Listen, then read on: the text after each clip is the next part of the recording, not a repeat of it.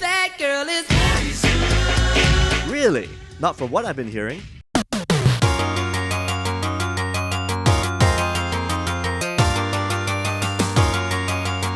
Greetings and salutations, this is Mr. Toffee here with this week's KKP Rhapsody. It's been a crazy week for esports, game announcements, and even science. That's right, we're about to talk about some serious hardcore nerd stuff, so buckle up! Not everything is sunshine and roses for the corporations that are Rockstar and Take-Two. The latest GTA 5 update introduced a new luxurious casino called the Diamond. Players can not only gamble for money but also win new clothes. You can even buy a penthouse and become a VIP member of the casino. However, the game's gambling mechanics were outright banned in more than 50 countries. Players in Argentina and South Korea basically just got a new building added into their game. They can play any of the featured gambling minigames such as poker, blackjack, virtual horse racing, and more. The ban isn't totally unreasonable. GTA Online allows you to buy in-game currency with real money. Your in-game money can then be used to buy chips for gambling at the Diamond.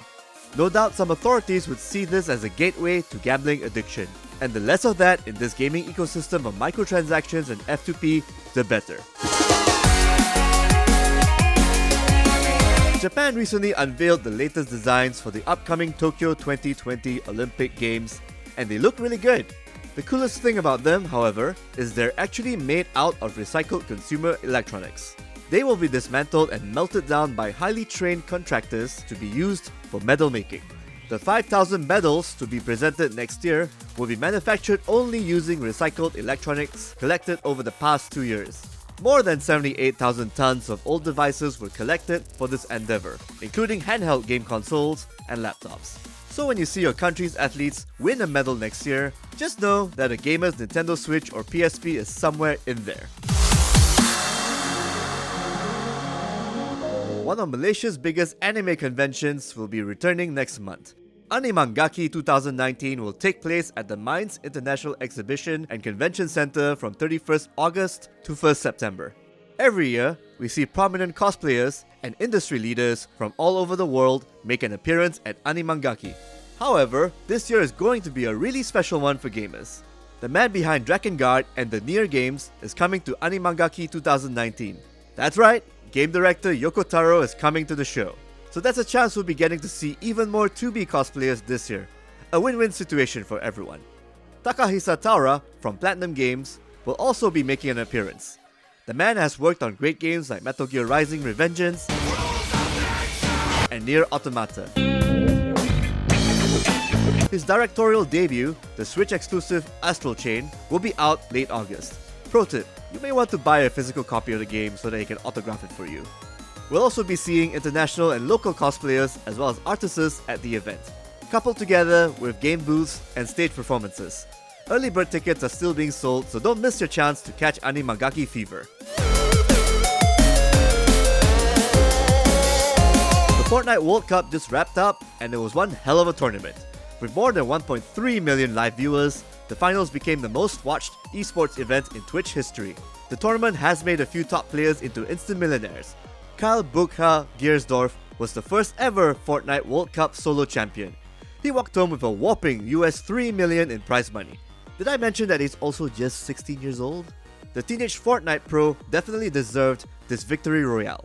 He performed so well in the tournament that by the end of it, he had almost double the points of the player coming in at second place. So yeah, Fortnite esports. It's a thing. We're getting a real-life Full-Metal Alchemist Brotherhood heartbreaking scenario. And I don't mean the live-action movie. A few months ago, the Japanese Science Ministry lifted the ban for the growth of animal embryos containing human cells. Stem cell biologist Hiromitsu Nakauchi is taking that opportunity to lead the first government-approved human-animal embryo experiment. So what's his end goal? Basically, he wants to produce human organs in animals so that they can be transplanted into people who need them. It's a noble idea, but also a little freaky. I mean, not everyone is on board this project. Bioethicists are worried that the human cells might affect the brain of the animal embryos. Although the human cells are targeted for the production of specific organs, they could potentially affect the animal embryo's cognition. Human cells and animal brains? Because that's what the world needs. A dog and cat that talks back to you, and probably give you crap about it. It's a glorious day for Street Fighter players, I think. Capcom announced 3 new characters for the game's Season 4 pass.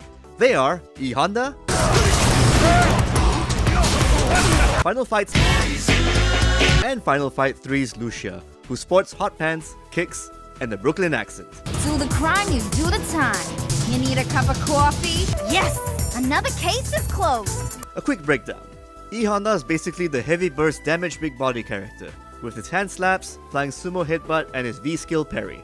This version of Poison has a whip made for spacing and footsies, as well as some V-triggers that give her command grabs and damage over time options. Lucia looks like a rushdown character, since she has a lot of kick-based moves loaded with fire for mix-ups and whatnot. Her V-trigger 1 in particular makes her do some fancy juggling and follow-ups. She's definitely the girl for you if you want the cross between Ken and We'll definitely talk more about the trio when they're available on the 5th of August, right after the Street Fighter V Grand Finals at EVO 2019. Alright, that's all for this week's episode, but there's still a ton of stuff to read about on our website. So be sure to visit Kakuchopurei.com for more cool news. Until then, here are some titles that will be released in August.